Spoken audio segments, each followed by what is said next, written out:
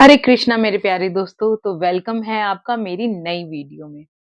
बड़े सारे लोगों का इंस्टाग्राम पे डीएम आ रहा है ये पूछने के लिए कि दीदी अगर हनुमान चालीसा से हमें ये सब फायदा हो सकता है तो बजरंग बाण क्या चीज है। तो देखिए, एक चीज है कि जब भी हम परेशान होते हैं या हम बहुत ज्यादा दुखी होते हैं, जब हमें लगता है कि लाइफ में अब कुछ चारा ही नहीं है या अब हम क्या करें, तब हम संकल्प लेते हैं। अब जो हनुमान चालीसा है, आप कह सकते हैं फ्लेक्सिबल है। फ्लेक्सिबल का मतलब आप नहाने के बाद कभी भी इसका पाठ कर सकते हैं। चाहे आपका सोमवार हो, मंगलवार हो, बुधवार हो या मतलब संडे, कोई भी दिन आप इसका पाठ कर सकते हैं।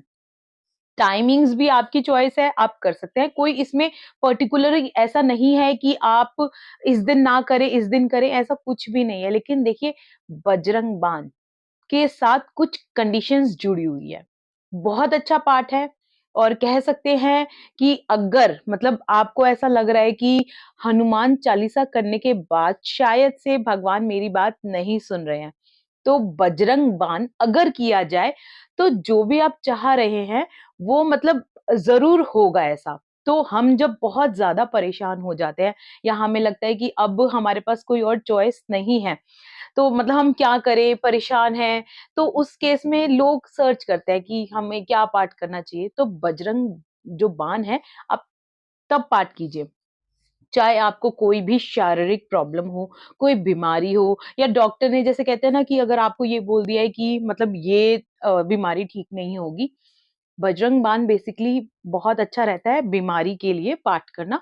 लेकिन अगर आपको फाइनेंशियली कोई प्रॉब्लम है या किसी भी मतलब आप खुश नहीं हैं, परेशान चल रहे हैं, घर में रिलेशनशिप का प्रॉब्लम है, जैसा भी कोई भी प्रॉब्लम है, तो बजरंग बाण ज़्यादातर लोग संकल्प लेके ही करते हैं। संकल्प जैसे कि आपका 7 दिन का हो सकता है, 11 दिन, 21 दिन या 41 डेज़। तो बेसिकली संकल्प लिया जाता है। हनुमान चालीसा का भी संकल्प होता है, लेकिन वो इतना जैसे कहते हैं ना कठोर नहीं है, लेकिन बजरंग बाण हमें रोज़ नहीं करना चाहिए। और जब भी हम बजरंग बाण का पाठ शुरू करें, तो वो दिन हमेशा ट्यूसडे ही होना चाहिए। ऐसा नहीं है कि अगर आप लाइफ में पहली बार बजरंग बाण का पाठ कर रहे हैं, तो आप संडे से शुरू कर दें, वेडनेसडे से शुरू कर दें, ऐसा बिल्कुल भी नहीं होना चाहिए। हर एक पाठ का नियम होता है, तो बजरंग बाण का जो पाठ है, वो हमेशा ट्यूसडे को ही शुरू करना चाहिए।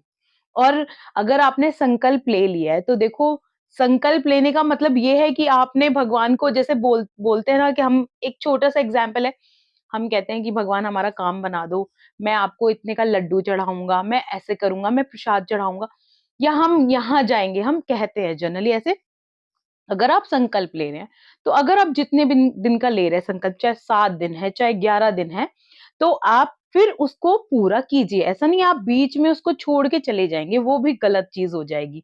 और जो बजरंग बाण का पाठ होता है, वो ट्यूसडे और सैटरडे को ही किया जाता है वैसे तो। ये मेरा मतलब मानना है जितना मैंने देखा और समझा है। बाकी देखो, हर कोई यूट्यूबर जो भी होता है, वो अपनी-अपनी राय देता है। लेकिन अगर आप गूगल खोल के देखेंगे तो ये बात आपको समझ में आ जाएगी, या आप किसी पंडित से भी पूछेंगे तो शायद वो भी आपको ये बात बता देगा। तो रही बात ये, और जो बजरंग बाण का पाठ होता है, उसके बाद हनुमान चालीसा का पाठ करना ज़रूरी होता है। दूसरा नियम। और तीसरा नियम क्या होता है, जब अगर आप बजरंग बाण का पाठ कर रहे हैं, तो उस दिन मतलब आपको नशा बिल्कुल नहीं करना चाहिए, नॉन-वेज बिल्कुल नहीं खाना चाहिए और ब्रह्मचर्य का पालन करना चाहिए। तो कुछ ये चीज़ें हैं जो बजरंग पाठ करने को थोड़ा-सा डिफ़िकल्ट बनाती है। तो इसी वजह से अगर आप चूज़ कर रहे हैं कि मैं बजरंग बाण का पाठ करूँ, तो आपको उनके नियम के साथ चलना पड़ेगा। वरना कहते हैं ना, कई बार अगर हम आधी-अधूरी जो नॉलेज रखते हैं और पाठ करना शुरू कर देते हैं, तो उसके जो बेनिफिट्स मिलने वाले थे, उसकी जगह हमें नुकसान हो जाता है।